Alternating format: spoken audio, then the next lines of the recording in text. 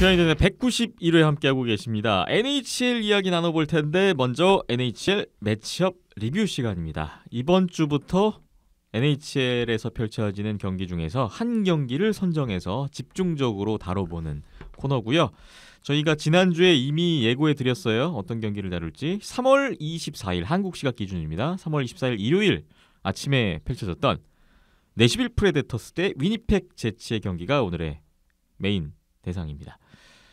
이 두 팀의 대결이 주목을 받았던 이유는 아무래도 센트럴 디비전 1, 2위 다툼을 하고 있었다는 점이 있겠죠? 예. 사실 이 경기를 잡으면 내슈빌도 1위 싸움을 할 수 있지 않을까. 그리고 두 팀이 좀 직접적으로 맞붙는 대결이기 때문에 굉장히 중요한 대결이었거든요. 네.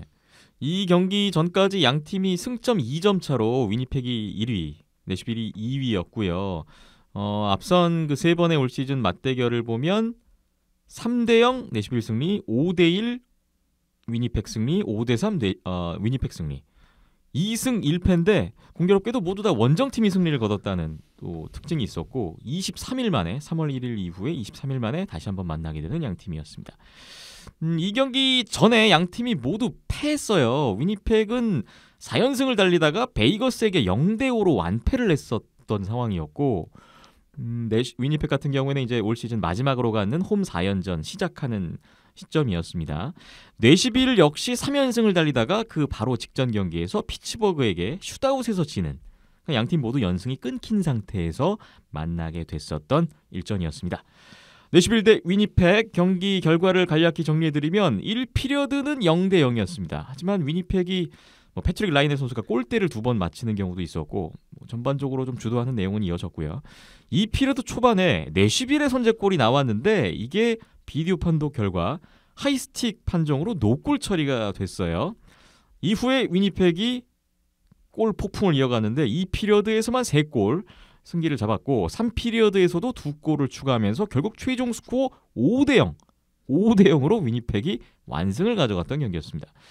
43대 33 슈팅수 위니펙이 10개를 앞섰고 위니펙의 코너 헬러벅 선수가 33세이브 셧아웃 승리, 내슈빌의 페카리네 선수는 38세이브 5실점 패배를 기록했습니다.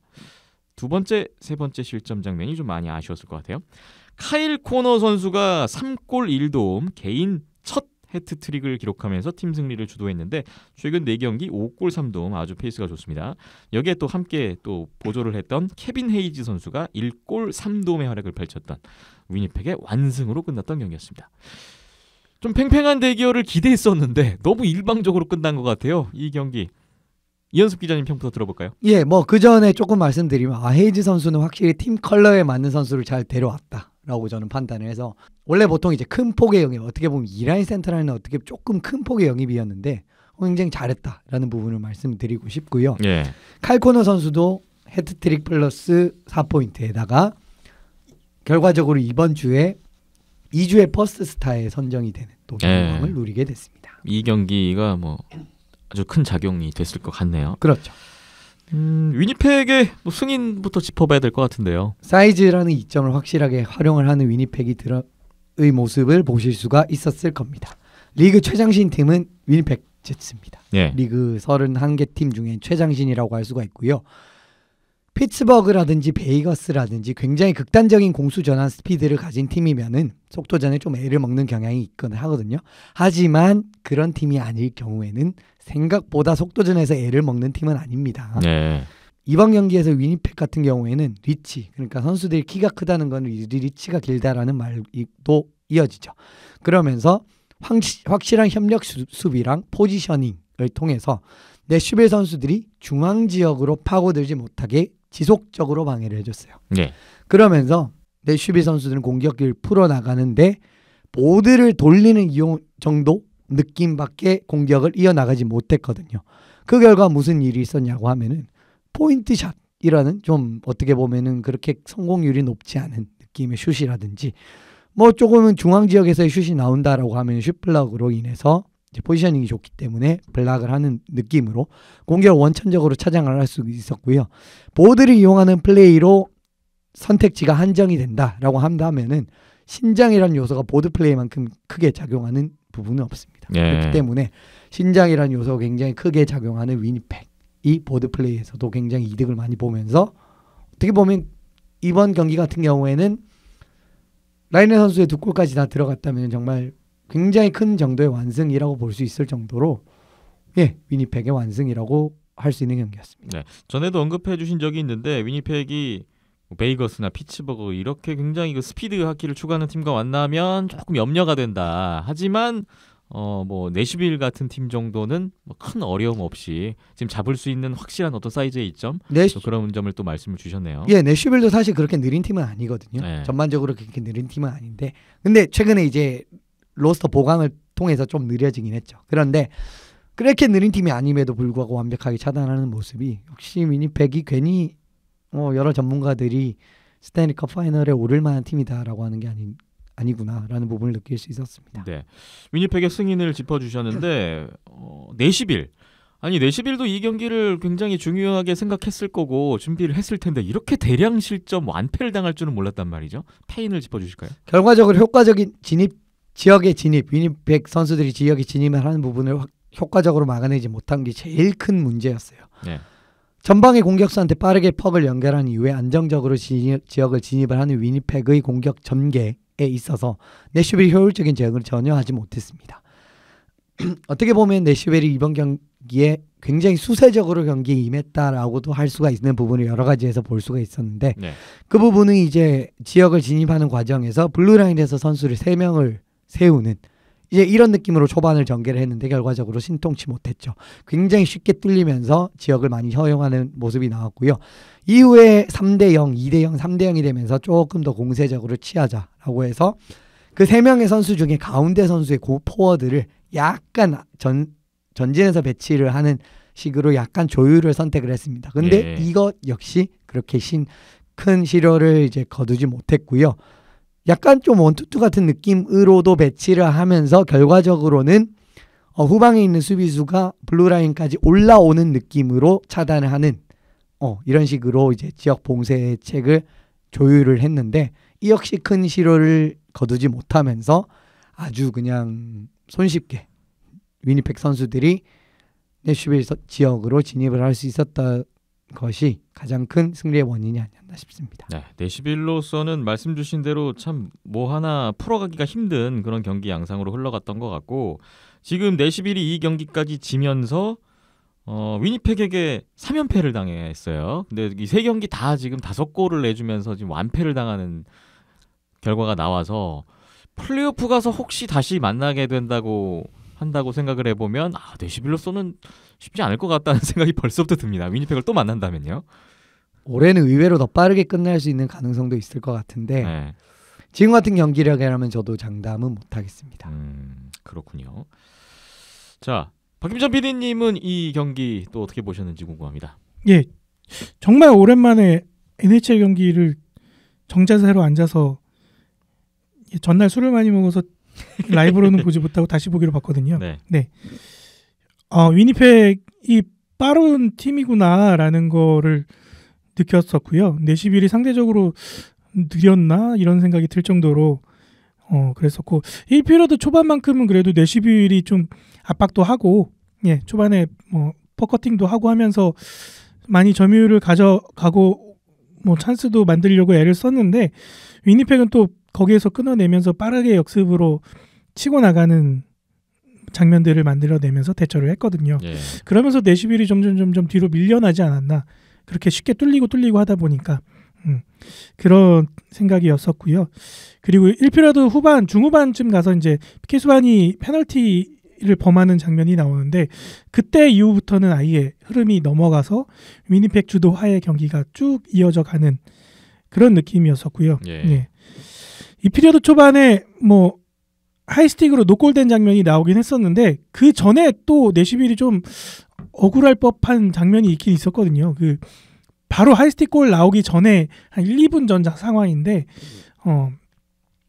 내시빌 진영에서 내시빌 수비가 퍽을 걷어냈을 때 체인지 타임이다 보니까 위니펙 선수들에 엉켜서 퍽이 맞고 나오는 장면인데 그때 분명 투맨이맨 상황이었거든요. 그리고 중계에서도 투맨이맨이다 이거 했는데 페널티가 안 불렸단 말이에요. 그냥 넘어갔어요. 어물쩍.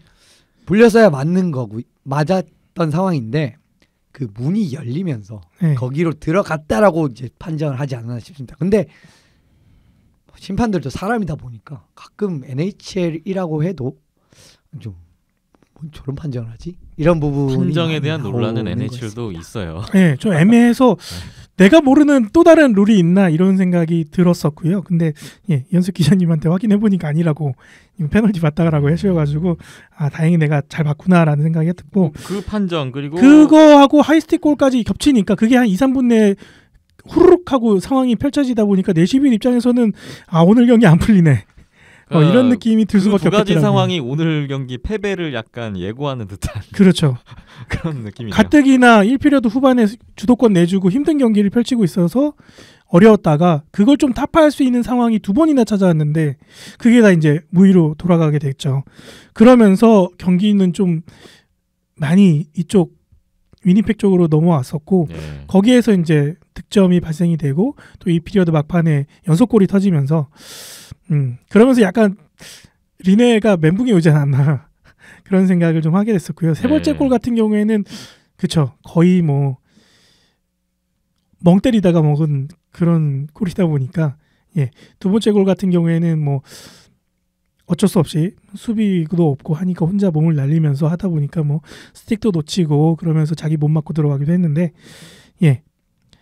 책임은 수비수들한테 있었지만 멘탈은 꿀리가 무너지니까 뭐 그건 어쩔 수 없는 것 같고 이미 그렇게 3대 0이 되면서 경기는 끝났다라고 봤고요. 3피리어드는 뭐 그냥 하다가 그냥 두 골 더 내주고 끝나는 굉장히 의미 없는 3피리어드 이렇게 지켜봤습니다. 네. 리네가 그래도 괜찮게 했다라고 봤거든요. 위험한 장면에서 좀 꾸역꾸역 막아내는 모습들을 보여줬고 이날 슈팅이 어마어마했거든요. 2피리어드까지만 해도 막 2피리어드 동안 막 골이 터짐에도 내슈빌 슈팅 2개밖에 못 때리고 저쪽에 막 10몇 개씩 때리는데 총 막 40몇 개씩 날라오는 거를 리네가 그래도 꾸역꾸역 막아내주긴 했는데 한번 2피리어드 때 멘탈 붕괴 이후에 3피리어드 때는 답이 안 나오는 그러면은 좀 바꿔줘야 되지 않나 이런 생각도 들 정도로 좀 안타까운 모습을 볼 수 있었고요.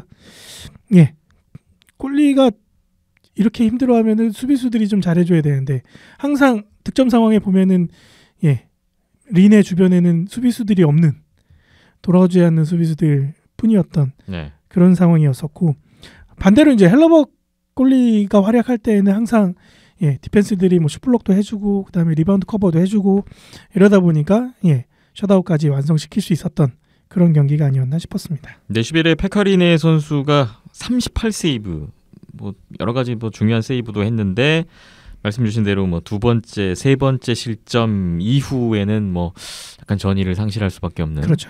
그런 좀 분위기가 느껴졌어요. 이현숙 기자님도 이 페카리네 선수의 이날 부진했던 결과 또 동의하시나요? 부러질 듯 말 듯 했었습니다. 솔직히 말씀드리면 네. 두 번째, 세 번째 실점 전에도요.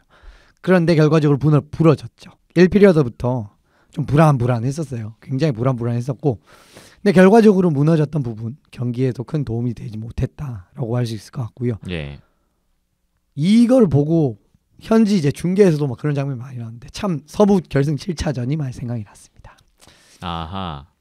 숏사이드를 막아줘야 되는데 그게 정말 이게 뚫리면 안 되는 부분에 뚫리는 부분이 지금 두 번이나 나왔거든요. 근데 그런 모습이 리네 선수가 항상 최근에 플레이오프에서 이제 내슈빌이 탈락을 할 때는 보면은 리네 선수들의 좀 쉬운 실점에 겹치면서 탈락을 하는 경우가 많았습니다. 뭐 결과적으로 말씀을 드리면은 그 스탠리컵 파이널 6차전에서의 그 결정지였던 헤른크비스트 선수의 골은 두 번째 골이랑 진짜 비슷했고요. 이 경기 두 번째 골. 그리고 세 번째 골 케빈 헤이즈 선수 골 같은 경우에는 아마 작년 7차전에서 굉장히 유사한 느낌의 골이 있었을 겁니다. 그 작년 위니펙과의 7차전. 그렇기 때문에 분명히 리네의 존재로 인해서 내슈빌이 강팀으로 발돋움한 것도 맞지만 그에 못지않게 중요할 때마다 어쩔 때 보면은 참 본의 아니게 발목을 잡고 있는 모습이 나오고 있는 것 같아서 그런 부분은 좀 많이 아쉬운 그런 모습도 이번 경기에서 볼 수 있었네요. 그렇군요. 5대0 위니펙의 완승으로 끝나면서 양팀 올 시즌 정규 리그 전적 3승 1패, 1패 후 3연승. 위니펙이 우세를 가져갔고요. 위니펙이 그 전 경기 베이거스 0대5로 지더니 바로 내시빌 상대로 5대0 뭐 화풀이를 여기다 지금 결과가 됐고요. 위니펙이 이 승리로 플레이오프 진출을 확정지었죠? 그렇습니다. 네. 이제 플레이오프 확정이 됐고 1위도 아무래도 할 수 있을지 않을까 싶어요. 센트럴 1위도 거의 확정을 지었다. 이 경기로 확정을 지었다라고 생각을 했는데 오늘 또 네. 댈러스한테 5대2로 깨지는 바람에 아직 끝나지 않았다. 아직 모르겠어요. 아직도 모른다. 그리고 내슈빌은 오늘 1대0으로 신승을 이제 미네소타 원정에서 얻었어요. 다시 그러면은 2점 차로 좁혀졌네요. 또 모릅니다. 네. 갑자기 또 이상하게 됐고 그렇습니다. 마지막까지 네. 좀 지켜보시면 좋을 것 같은데 그래도 결과적으로 이제 위니펙 계속 유리하다 말씀을 드리는 이유는 ROW 이제 정규승 플러스 연장승이 센트럴 디비전에서 제일 높은 팀이 위니펙이거든요. 그렇기 때문에 뭐 승점만 동률로 맞춰도 1등을 할 수 여전히 유리한 상황의 그렇습니다. 위니펙이라고 볼 수가 있겠습니다. 내시빌이 좀 중요한 이 경기를 놓치면서 지금 뭐 1, 2, 3위가 굉장히 치열하지 않습니까? 센트럴 디비전. 자, 내시빌은 또 위에 위니펙을 또 따라가야 되고 또 3위에 있는 세인트루이스의 추격도 받는 세인트루이스는 그런 또 상황이 오늘 되고 있어요. 베이거스를 잡는 또 좋은 경기를 나왔기 때문에 네, 야 이거 1, 2, 3위 또 막판 혼전 좀 기대되고 있습니다. 그렇습니다.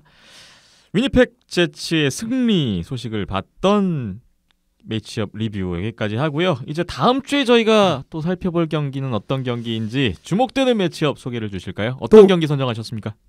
이번 주 일요일입니다. 또 일요일 아침에 한번 또 보시면 좋을 것 같고요. 한국 시각으로 3월 31일 일요일 경기군요. 워싱턴과 템파베이 경기입니다. 아하, 또 시즌- 만납니다. 시즌 최종전이고요. 네, 최근 있었던 두 경기에서 워싱턴이 모두 패배를 했습니다. 그런데 제가 봤을 때는 올해도 이 두 팀이 동부 결승에서 만나지 않을까라고 생각을 해요. 네. 전반적인 경기력이라든지 모습을 보면 제일 좋은 두 팀이 사실이거든요. 일단 사실 뭐 보스턴도 더 좋고 뭐 토론토도 워싱턴이랑 비슷하지만 거의 위라고 볼 수 있지 않나라고 하는데 그 두 팀은 템파베이를 넘어서야 됩니다. 하지만 워싱턴은 3라운드 가기 전까지는 넘어설 필요가 없죠. 그 부분이 제일 크고요. 네. 최근 두 경기를 캡스가 모두 지긴 했는데 점수 차이가 크진 않았습니다. 1차전도 엠티넷이 두 골이었어요. 그런 식으로 보시면 좀 비슷하다고 볼 수 있을 것 같고 예. 지금 워싱턴 상황이 참 쉽지만은 않습니다. 뉴욕 아일랜더스랑 펭귄스의 충격을 아직 떨쳐내지 못했어요. 완벽하게. 예. 그렇기 때문에 승점이 필요한 상황이고 이번 주에 워싱턴이 캐롤라이나와 2연전이 있단 말입니다. 근데 캐롤라이나의 최근 기세를 생각해 보시면은 이 경기도 만만치 않거든요. 그렇기 때문에 혹시 주중 2연전을 지고 난 다음에 이제 템파를 만난다고 하면 진짜 물러서서 무조건 잡아야 되는 게임이 되는 거고요.